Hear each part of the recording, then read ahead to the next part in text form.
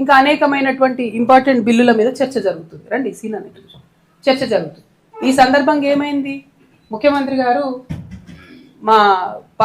నేను గతంలో ఉన్న పార్టీలో ఒక గుంటనక్క గారు ఉంటారు, వారిని మీరందరూ హరీష్ రావు గారిని పిలుచుకుంటారు. ఆయనను చూసి నేనేదో మాట అన్నాడు, అనగానే నన్ను అంటవా నువ్వు అని చెప్పి అసెంబ్లీ మొత్తం వాయిదా వేసుకుని వెళ్ళిపోయాడు.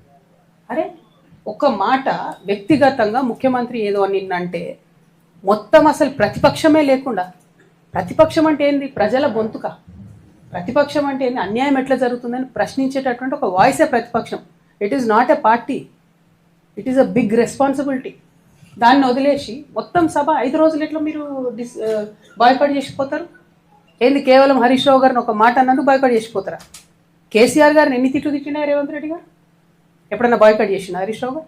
మొన్న ఈ గుంటనక్కకు డిప్యూటీ ఫ్లోర్ లీడర్ ఇవ్వగానే నేను చెప్పిన, బీఆర్ఎస్ పార్టీని ఎవరు కూడా కాపాడలేరు అసెంబ్లీకి రాకపోతే అని. ఏం చేసిరు నిన్న? పోనీ జనరల్గా నేను కూడా పార్లమెంట్లో పనిచేసిన కదా, నేను కూడా ఎమ్మెల్సీగా పనిచేసిన కదా, ఒక ఏదన్నా అంశం మీద మనకు అభ్యంతరం